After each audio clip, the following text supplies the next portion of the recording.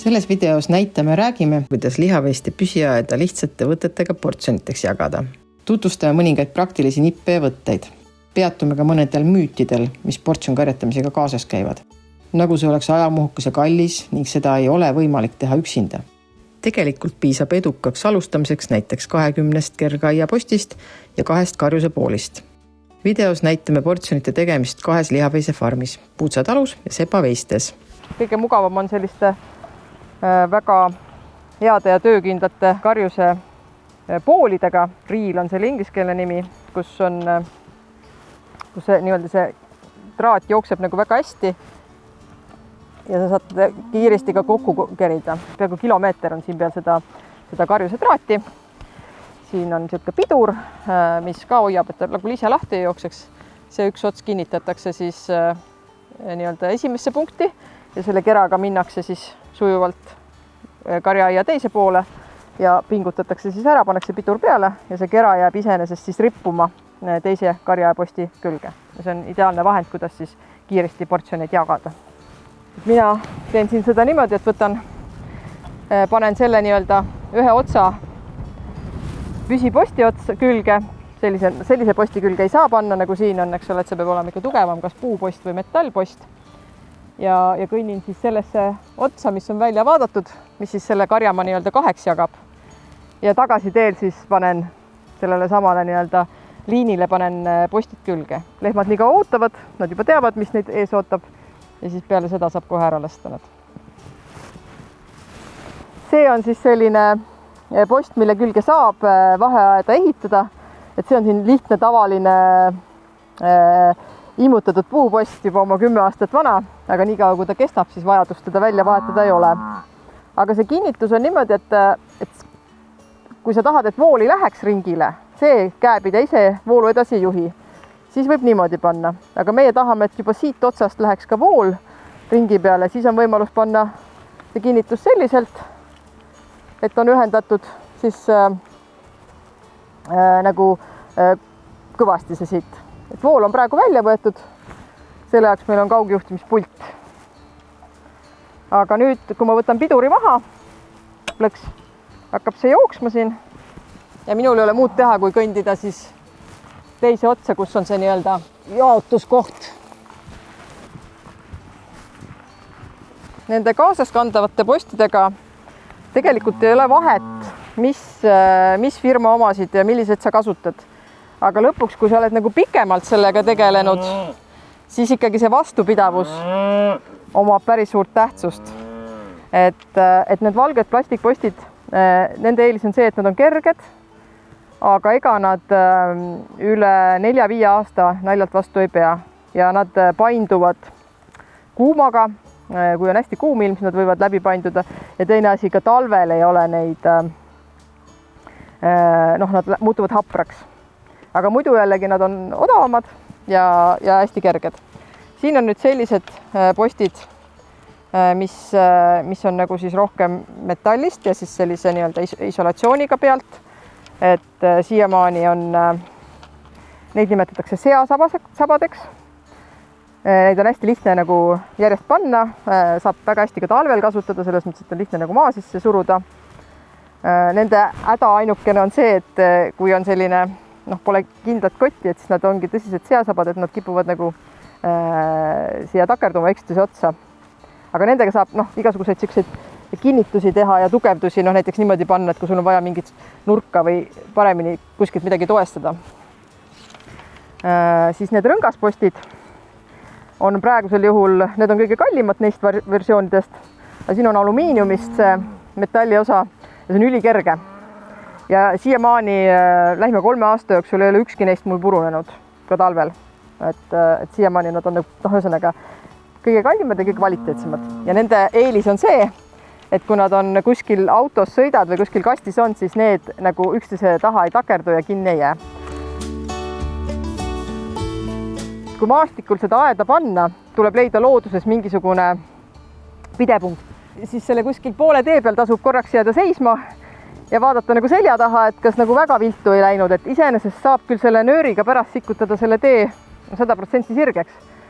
Aga kui on suur rohi ja nii edasi, et siis ei ole mõistlik väga kõverat joont, et mida sirgem see vaheaed on, seda parem on see nagu kindlus nendele postidele, et nad ei pea nagu võnklema see nöör seal vahepeal, vaid on üks sirge ja siis nagu sellisest postist piisab ka 500 meetril või 1000 meetril. Ma sikutan seda nüüd natuke pingumale, see on niisugune vahepealne jälle niisugune tugevam peatuspunkt, et looduslikke lahendusi võib kasutada. Et sellele paksule kasele koorele ei tee see väike isolaator siin midagi.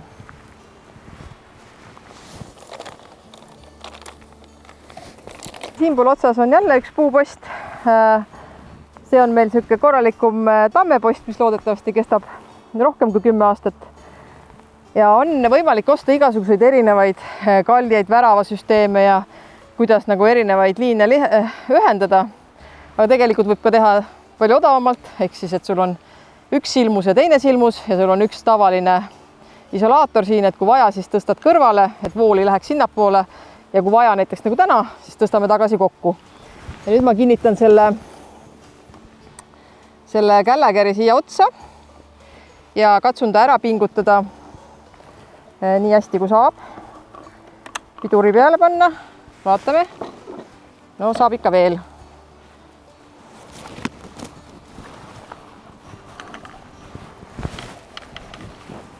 Nii, võin korra veel siit proovida seda niimoodi pingutada. Paneme siit poolt piduri peale. Päris pikk selline vahe on. See kera võib vabalt jääda siia rippuma. Et see oma pingususega niimoodi hoiab seda siin niimoodi. Et siit peab lihtsalt jälgima seda, et siit ikkagi see ühendus on. Eks ole, et see niidikene läheb vastu seda, mis siin on ja selle jaoks võib siis teha lihtsalt see nagu siit üle visata. Näiteks niimoodi teha. Siis on kindel, et see on ühendatud ja see osa on siin plastik, see voolu ei juhi ehk praegu siin sellist nii-öelda elektri kuskile maanduse probleemi ei ole.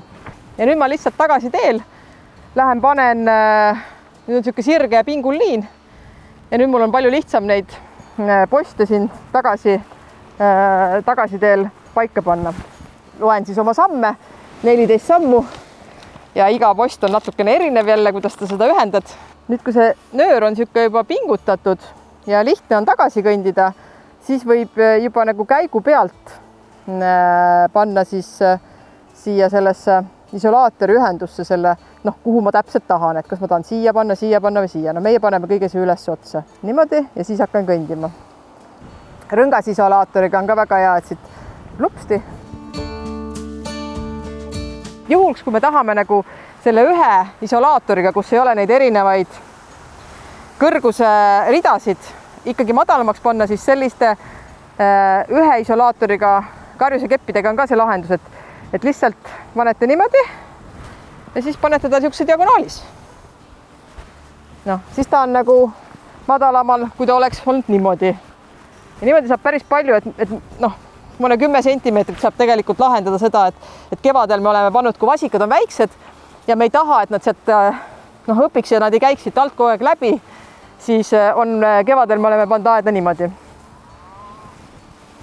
Et üks oluline osa portsjonkarjatamise tegemise juures on ikkagi elektrigeneraator ja me oleme leidnud sellise hea lahenduse, mis on nagu hinna poolest hästi säästlik ja toimib ka minu tingimustesse, ehk siis sobib nii elektriga töötamiseks kui akuga töötamiseks. Siin on olemas siis pult, kus sa saad siis voolu ühe vajutusega välja lülitada. Elektrigeneraator jäi seisma ja sama lülitusega sisse lülitada. Tal on oma iseseisev wifi, ta ei vaja mobiililevi, mis on paljudel nendel sellistel sarnastel generaatoritel probleemiks, kuna meil mobiilileviga ja Eestis ilmselt paljudes kohtades on palju probleeme. Ja see iseseisev wifi see pult võtab sellest generaatorist, kui on lagedamalt sorti maa, kuni 10 kilomeetrit. Meie tingimustes me oleme vaadanud, et 3,5 kilomeetrit võib muretult olla siis pult generaatorist kaugemal ja seal vahel on siis puud, põõsad ja sihuke karjamaaregastik ja toimib. Ja seesama pult näitab ära ka siis selle, et kui suur on voolu tugevus. Antud juhul see on elektri pealt ja kui on aku pealt, siis ta näitab ära aku tugevuse ja lõpuks hakkab ka häiret andma, kui aku tugevus läheb liiga alla, ehk siis vool on liiga nõrk ja akut tuleb laadida. Meie oma farmis kasutame siis Gallageri karjuse tarvikuid, need tulevad siis Inglismaalt. Aga kindlasti, kellel pole võimalust seda kohe soetada, siis saab ka ise teha sarnase süsteemi. Ja mis meile väga selle juures meeldib, et me ei pea minema iga kord siis elektrikarjuse generaatori juurde ja võtma voolu välja, vaid saame tegutseda nii, et vool oleks kogu aeg sees. Mina alustasin, mul oli üks golfikott, kus olid ka siis karjused, mitte küll päris sellised sees ja lihtsalt kõndisin ja võtsin kotist karjuse poiste välja ja samal ajal nööri vedades. Alustame siis panekut plastikkäepidemest, et voolu me selleks välja võtma ei pea. Paneme ta külge, iga 10 sammu tagant tulevad siis karjuse postid, vahest vaatame ka maastikku ja siis ühendame selle karjuse rulli siis elektriga.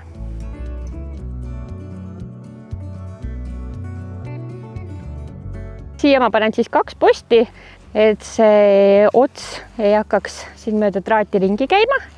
See takistab selle ära. Panen selle siia külge. Rullis ei ole praegu voolu sees, sellepärast et seal käepide on plastikust. Et pärast, kui ma selle ära ühendan, tuleb siia siis vool sisse. Täna me oleme siis 2, näitame, kuidas me teeme seda portsjonit. Mina lähen siis rulliga ees. Võtan endale kuskile sihi, et ma väga viltu ei lähe. Nüüd ma näitan, siis ma kinnitan siit ära. Ehk siis panen selle rulli lukku, et ta jookseb ainult ühtepidi. Nii, siis teen postidega siia sellise samasuguse, nagu me seal teisel pool tegime. Aga ma vaatan, et siis need alumised metalli osad ei puutu selle alumise karjuse nööriga kokku. Lasen veel natukene järgi. Nii. Kinnitan ta siia ära. Ja ongi ports on valmis. Nüüd on meil siin vool olemas. Ja aega võtab see 5 minutit. Nüüd me siis laseme loomad järgmisele portsjonile. Siit. Teen ma samamoodi selle rulli lahti, nagu ma panin. Ja siis ma saan ilusti selle näiteks kokku kerida. Tule vissi. Teen neile ukse nagu lahti ja siis nad rahulikult tulevad siit. Nad juba teavad, et neil on värske sööt ees. Nii. Ja siis ma ei panegi kohe seda karjust kinni. Kerin selle natukene kokku. Teen siit lahti. Võtan posti. Nii ja nüüd me teeme, et me ei peaks iga päev traktoriga sõitma. Siis me teeme neile selle veepaagi ümber sellise piisavalt laia ala. Nii. Ja nüüd ma kinnitan siis siia nurka.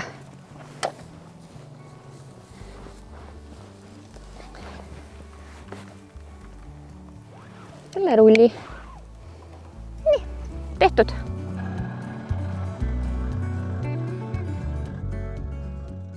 Nüüd me oleme jõudnud siis teise karja juurde. Kui me ennem olime püsirohumaal, siis see on meil tegelikult silopõld, et siit me varume sööda, seal kaugel on näha ka rulle.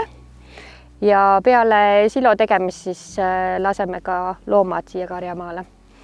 Ja samamoodi teeme siis portsjon karjatamist ja tänu portsjon karjatamisele siis me saame pikendada ka seda loomade karjatamisperioodi. Näitame, kuidas on hästi pikk karjamaa, siis me oleme kasutanud UTV-d, et selle abil siis saame hästi kiiresti portsjoni valmis teha. Et mina võtan siis rulli, hoian rulli ja Ott siis sõidab teise karjamaa otsa, et paneme selle liini siis paika.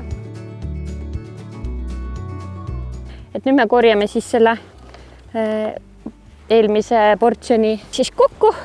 Hetkel mul abiline siis sõitis teise karjamaa otsa, lasi selle plastikkääpideme lahti, et ma ei peaks kõndima ja kerima, vaid ma saan siin koha peal juba kerimise ära teha. Ja tema tuleb siis samal ajal postidega järgi.